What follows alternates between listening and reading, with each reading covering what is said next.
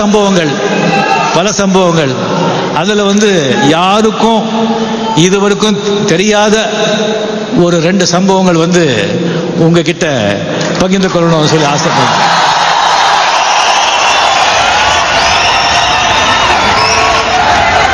நான் முதல்ல வந்து தமிழ்நாட்டில் மண்ணில் வந்து கால் வச்ச சம்பவத்தை நான் சொல்கிறேன்.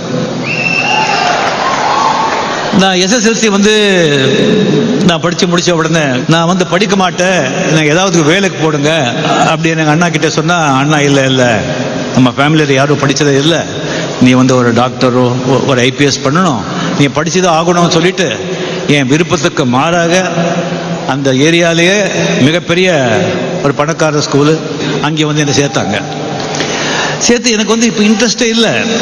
எக்ஸாமினேஷன் வந்தது, அண்ணா வந்து ரொம்ப கஷ்டப்பட்டு கடன் வாங்கி 120 ரூபா எக்ஸாமினேஷன் ஃபீஸ் கட்டுன்னு சொல்லி என்கிட்ட கையில் கொடுத்தாங்க. எனக்கு டெஃபினட்டாக தெரியும் நான் எழுதுனா பாஸ் பண்ண மாட்டேன் அப்படின்னு,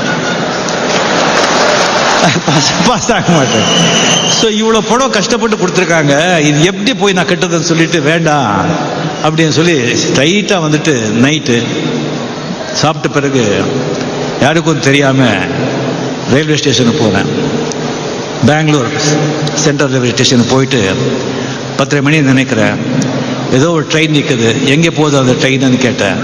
தமிழ்நாடு போகுது, மட்ராஸுக்கு போகுதுன்னு சொன்னேன். அங்கே டிக்கெட்டு வாங்கி அந்த ட்ரெயினில் ஏறி படுத்த, எனக்கு தெரியல. காலையில் வந்து மட்ராஸுக்கு ட்ரெயின் வந்திருக்கு, எல்லாரும் இறங்கிட்டு இருக்காங்க, நானும் இறங்கியிருந்தேன். டிக்கெட் கலெக்டர்னு டிக்கெட் கேட்டுட்டு இருக்காங்க அந்த கேட்டில். நான் வந்து பேக்கெட்லாம் பார்க்குறேன், டிக்கெட் இல்லை, டிக்கெட் எங்கேயோ வந்து விட்டுட்டேன். நான் வந்து இல்லைங்க டிக்கெட் எங்கேயோ நான் வந்து விட்டுட்டேன், டிக்கெட் இல்லை. அவருக்கு வந்து தமிழுக்கு வந்து தெரியாது, கன்னடத்துலேயே வந்து நான் பேசினேன். அவர் கொஞ்சம் சைடில் நில்லுப்பா அப்படின்னு சொல்லிட்டு எல்லாம் போன பிறகு இருந்து ஃபுல் கம்ப்யூட்டர் ஸ்டேஷன் அப்படியே காலியாக இருக்குது. ஒரு 5-6 கூலிங்க இப்போ இந்த போர்ட்டர்ஸ் வந்து அங்கே இங்கே போயிட்டுருக்காங்க. என்னாச்சு டிக்கெட்டு? நான் டிக்கெட்டே வாங்கலை. இல்லைங்க நான் டிக்கெட் வாங்கினேன், எங்கேயோ வந்து தொலைச்சிட்டேன், நான் பொய் சொல்ல மாட்டேன் அப்படின்னு சொன்னால் அந்த டிக்கெட் கலெக்டர் கேட்கவே இல்லை, நீ வந்து டிக்கெட் வாங்கணும், அதுக்கு ஃபைனும் கட்டணும், அப்போ தான் வெளியே விடுற அப்படின்னு சொல்லி பிடிவாதமாக இருக்காங்க. நான் வாங்கினேன்னு சொல்லி அழாத குறை. அப்போ அந்த 5 பேர் இந்த கூலி ஆளுங்க அங்கே வந்துட்டாங்க. வந்து என்னை பார்த்து, என்னங்க இந்த பையன் மூஞ்சி பார்த்தா தெரியலையா, அவ்வளோ சொல்கிறாங்க, என்னங்க பெருசு, அவர் ஃபைன் போட்டு என்ன விட்டு ஓகே அவர் பணம் இல்லை, டிக்கெட் கொடுக்குற சொன்னவங்க ஜெயிலுக்கா போட போகிறீங்க, நாம கொடுக்குறோங்க அப்படின்னு சொல்லி பாக்கெட்லேருந்து பணம் எடுத்தாங்க.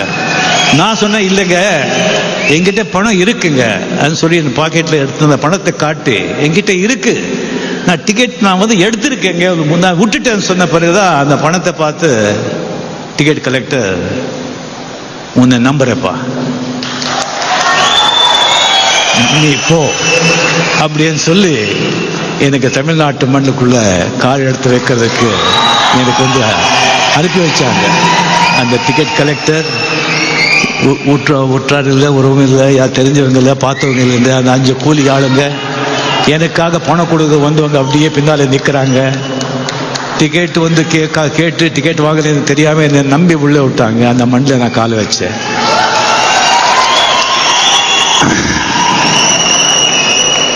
நம்பிக்கை. பாலச்சந்தர் சார், அந்த ரஜினிகாந்த் அந்த பேரை வந்து 4 வருஷம் வந்துட்டு அந்த ரஜினிகாந்தும் நிறைய புதுமுகங்களை வந்து அறிமுகப்படுத்தினாங்க. அந்த ரஜினிகாந்த் பேர் வந்து அவருக்கு இதயத்துக்கு ரொம்ப கிட்டே இருந்த பேர், ரொம்ப விரும்பின பேர் அது. அந்த பேர் யாருக்கு வைக்கணும், நல்ல ஒரு நடிகனாக இருந்தால் தான் வைக்கணும்னு சொல்லிட்டு எனக்கு வந்து நம்பிக்கையோட அந்த பேர் எனக்கு வச்சாங்க. அவருடைய நம்பிக்கை வீணாகலை. கலைஞானம் சார், யாருமே வந்து ஒரு ஹீரோவாக போட்டீங்களா, நீ வந்து கம்ப்ளீட்டாக நீ வந்து ரொம்ப லாஸ் ஆகிடுவ, வீடு எல்லாம் இருக்கும், அது எல்லாத்தையும் தொலைஞ்சு போயிடும், போடாத அப்படின்னு கலைஞானம் சொன்னால் கூட என் மேலே நம்பிக்கை வச்சு என்னை ஹீரோவை வச்சு படம் ஆக்குனாங்க. படம் பெரிய ஹிட் ஆச்சு. அவங்க நம்பிக்கையும் வீணு போகலை. அதுக்கப்புறம் இது வரைக்கும் சரியா 160 படம், சரியா 120 130 ப்ரொடியூசர்ஸ் ரஜினி மேலே வந்து பணம் கட்டினா படம் போட்டால் லாஸ் ஆகாது அப்படி நம்பிக்கையில் பணம் போட்டாங்க. அவங்க நம்பிக்கையும் வீணு போகலை. ஆக நீங்களும் என் மேலே வச்சிருக்க நம்பிக்கையை அந்த ஆண்டவன் அருளால வீண் போகாது.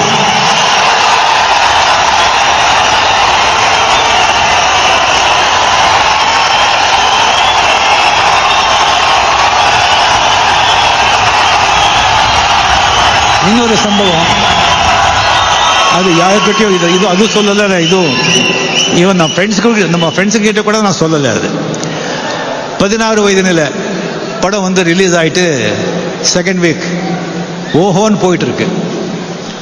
அந்த 16 வயதில் அதுக்கு முன்னாலே வந்து நான் படங்கள் நிறைய பண்ணியிருந்தா கூட அந்த 16 வயதில் அந்த படத்தில் அந்த பரட்டை கேரக்டர் தான் எனக்கு வந்து பட்டி தொட்டியெல்லாம் கொண்டு போய் சேர்த்த கேரக்டர். பாமர மக்கள்கிட்ட எல்லாம் போய் சேர்த்த கேரக்டர் அந்த பரட்டை கேரக்டர் 16 வயதில்.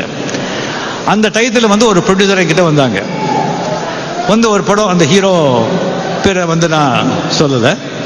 அந்த படம் அவர் ஹீரோ, அதில் வந்து ஒரு நல்ல கேரக்டர், நீங்கள் ஆக்ட் பண்ணணும் அப்படின்னு சொன்னாங்க. எனக்கு டேட்டும் இருந்தது. சரிங்க, ரெம்யூனரேஷன் எல்லாம் பேசணும். எல்லாம் வந்து நான் 10,000 ஸ்டார்ட் பண்ணி 6,000க்கு வந்து நின்னோம். சரிங்க, 6,000க்கு ஒத்துக்கிறேன். சரிங்க, நீங்கள் அட்வான்ஸ் எப்போ வந்து அட்வான்ஸ் கொடுக்கறது பழக்கம், நாம் அது உறுதி செஞ்சுட்டோம் அப்படின்னு சொல்லிட்டு ஒரு 100 ரூபாவோ 200 ரூபாய் ஏதாவது கொடுத்த ஒரு பழக்கம். சரி, நான் கேட்டேன் ஒரு 1000 ரூபாய் அட்வான்ஸ் கொடுங்க சார். அவர் பார்த்து, இல்லைங்க நான் எதுவும் கொண்டு வரல, நாளைக்கே ஷூட்டிங்கு, நான் நாளைக்கே வந்து நான் ட்ரைலர் அனுப்புகிறேன், அது கூட ப்ரொடக்ஷன் மேனேஜர் அனுப்புகிறேன், அவர் வந்து அந்த 1000 ரூபாய் கொடுத்துருவாங்க, நீங்கள் மெஜர்மெண்ட்டில் கொடுத்துருங்க, நாளைக்கு ஷூட்டிங்கு. சரிங்க. சரி, நெக்ஸ்ட் டே வந்துட்டு இந்த ப்ரொடக்ஷன் மேனேஜர் வந்தாங்க, ட்ரைலர் வந்தாங்க. கேட்டு எங்கெங்க 1000 ரூபான்னு கேட்டேன் நான். இல்லைங்க ஒன்றும் சொல்லலையேன்னு சொன்னாங்க. இல்லைங்க 1000 ரூபா கொடுத்து அனுப்புறேன்னு சொன்னாங்க, கொடுக்கலையே. சொல்லும்போது இல்லைங்க எனக்கு தெரியாது, நீங்கள் வேணால் பேசுங்க. நம்ம வந்து இந்த புதுப்பேடு கார்டன் ஸ்ட்ரீட்டில் அங்கே இருந்தேன் நான். அங்கே முன்னாலே வந்து ஒரு நாடார் கடை இருந்தது, அங்கே தான் ஃபோன் இருந்தது. அங்கே தான் ஃபோன் போட்டு அங்கே கேட்டேன். அவங்க ப்ரொடியூசர் லைனில் வந்தாங்க. என்னங்க 1000 ரூபா கொடுக்குறேன்னு சொன்னீங்க, கொடுக்கலையே, எப்படி? ஆமாங்க நான் மறந்துட்டேன், நீங்கள் முன்படுங்க, நீங்கள் நாளைக்கு ஷூட்டிங் நீங்கள் வந்துடுங்க, நீங்கள் மேக்கப் போடுறதுக்கு முன்னால் நான் 1000 ரூபா கொடுக்குறேன், டெஃபினட்டாக நான் கொடுக்குறேன்னு சொன்னாங்க.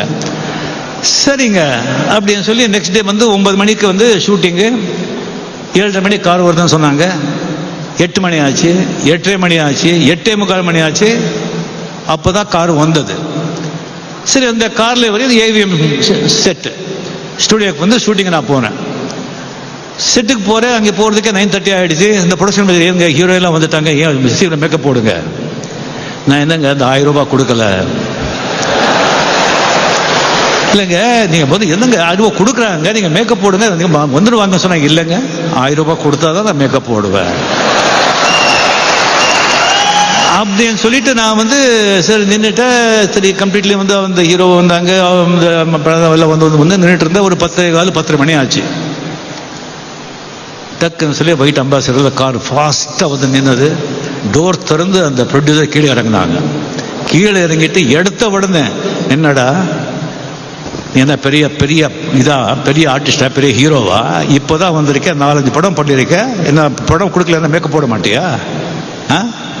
உங்களெல்லாம் எத்தனை பேர் பார்த்துருக்கேன்டா, ரோட்ல அலையண்டாதீங்கெல்லாம், கேரக்டர் கிடையாது, ஒன்றும் கிடையாது, போடா.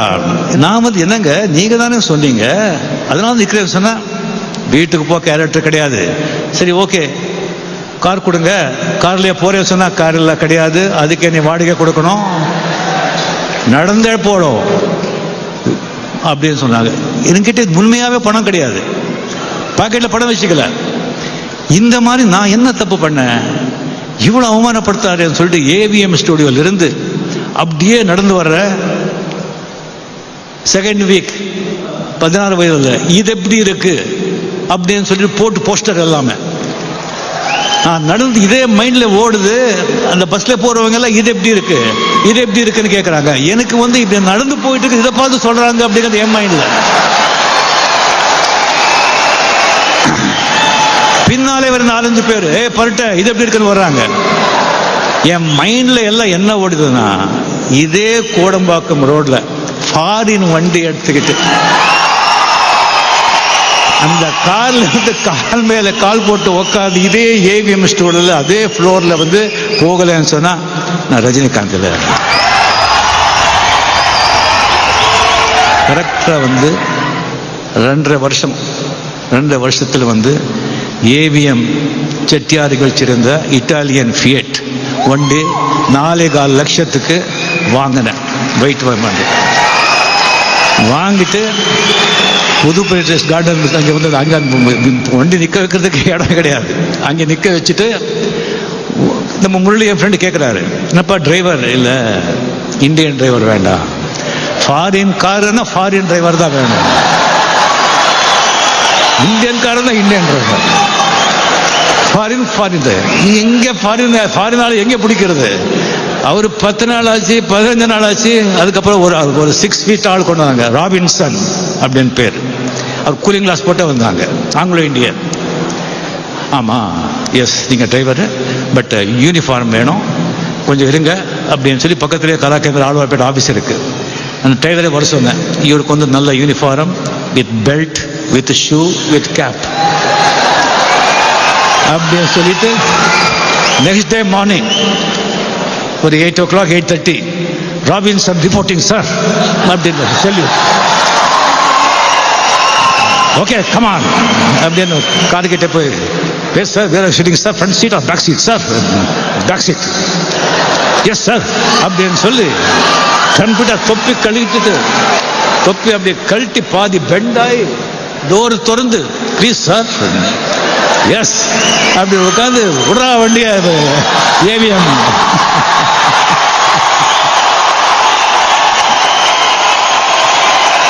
அதே ஃப்ளோர் அந்த ப்ரொடியூசர் வண்டி எங்கே அம்பாசிடர் நிற்க வந்தது, அதே அங்கேயே அந்த வண்டி நிற்க வச்சு கீழே இறங்கி 555 சிகரெட் வண்டி சும்மா வண்டி மேலே கை வச்சுக்கிட்டு 2 சிகரெட் எல்லாம் வந்து அங்கே வந்து கம்ப்ளீட்லி ஒரு யாரும் கவர்னர் வந்துட்டாங்கன்னு நினச்சிட்டாங்க. ஏன்னா கம்ப்யூட்டர் இந்த கேப்பு கீப்பு திஸ்டிக்கெல்லாம் வந்த உடனே யாரும் வந்துட்டாங்கன்னு சொல்லி பார்த்தா நாம் வந்து தம்மெல்லாம் அடிச்சுட்டு எல்லா இடத்த பார்த்து கேபி சார் ஆழ்வார்பேட்டுக்கு அங்கே ஸ்டேட்டாக போனேன். அங்கே போயிட்டு, சார் கார் வாங்கியிருக்க, நீங்கள் வந்து தொட்டு ஆசீர்வாதம் பண்ணணும். சரிப்பா இந்தப்பா அப்படின்னு வெளியே வந்தாங்க. வந்து பார்த்தா ஒரு காரு பார்த்தாங்க, காரை விட ஜாஸ்தி ராபின்சன் தான் பார்த்தாங்க. ராபின்சன் பார்த்து, எந்தப்பா, yes sir foreign car, foreign driver sir. நல்லா இருக்குப்பா, நல்லா இருக்கு, சரி ஷூட்டிங் இருக்கா அப்படின்னு சொல்லும்போது எனக்கு பயம். இந்த ராபின்சன் வந்து அதே மாதிரி எஸ் சார் பெண்ட் பண்ணி எங்கே அடிக்கிறானோன்னு சொல்லி பயம். அவர் அதுக்கு ஒரு யூஸ் ஆகிட்டாரு. பழச நேரம் நிற்கிறாரு. நான் உட்காரும் போது அப்படியே வந்து டோர் திறந்து எஸ் சார் அப்படியே எடுக்கிறாங்க. எனக்கு உடம்புல வந்து பாம்பு தேடெல்லாம் ஓடுற மாதிரி இருக்கு எனக்கு. அதுக்கப்புறம் வந்து அந்த வண்டி எடுத்துட்டு வந்து விட்டுட்டு நெக்ஸ்ட் டே வந்து ராபின்சனுக்கு வந்து இல்லை, முதல்ல யூனிஃபார்ம் கழட்டு, இந்த செல்யூட் எல்லாம் வேண்டாம் அப்படின்னு சொல்லிட்டு, இது வந்து அந்த 2 வருஷத்துல நான் வந்து நினைச்சதை சாதிச்சேன் அப்படின்னு சொன்னா, அது வந்து என்னுடைய சாமர்த்தியம், என்னுடைய உழைப்பால, என்னுடைய டேலண்டால அப்படின்னு சொன்னா அது தப்பாயிடும். அந்த நேரம் அந்த சந்தர்ப்பத்தில் எனக்கு கிடைச்ச டைரக்டர்ஸ், ப்ரொடியூசர்ஸ், பாத்திரங்கள், அவங்க அங்கே இயக்கின படங்கள், அந்த படம் ரிலீஸ் ஆன நேரம், அதெல்லாம் சேர்ந்து தான் நான் அப்படி வந்து அந்த சாதனை நான் நினைச்சது வந்து முடிஞ்சது. யாரே ஆகட்டும், ஒரு வாழ்க்கையில் வெற்றி அடையணும்னு சொன்னால், இண்டிவிஜுவல் பர்சன் ஆகட்டும், தனி மனிதன் ஆகட்டும், ஒரு கம்பெனி ஆகட்டும், ஒரு அரசாங்கமே ஆகட்டும், நம்மளுடைய உழைப்பால, திறமையால, நம்முடைய புத்திசாலித்தனத்தால, நம்முடைய சாணக்கியத்தனத்தினால, நம்முடைய செயலால நாம் வெற்றி அடைஞ்சோம்னு சொன்னா அது ஒரு 10% தாங்க. 10% தான்.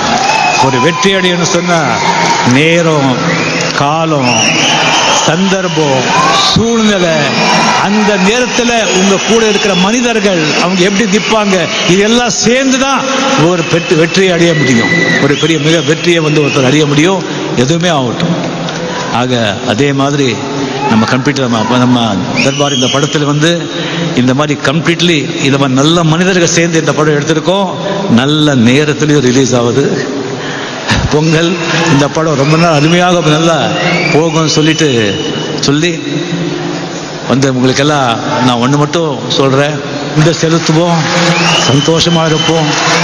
இந்த அருமையான வாய்ப்பு கொடுத்த விவேகா ப்ரொடக்ஷன்ஸுக்கும் நம்ம முருகதாஸ் அவர்களுக்கும் நான் வந்து மனமார்ந்த நன்றியை தெரிவித்துக் கொள்கிறேன். நன்றி.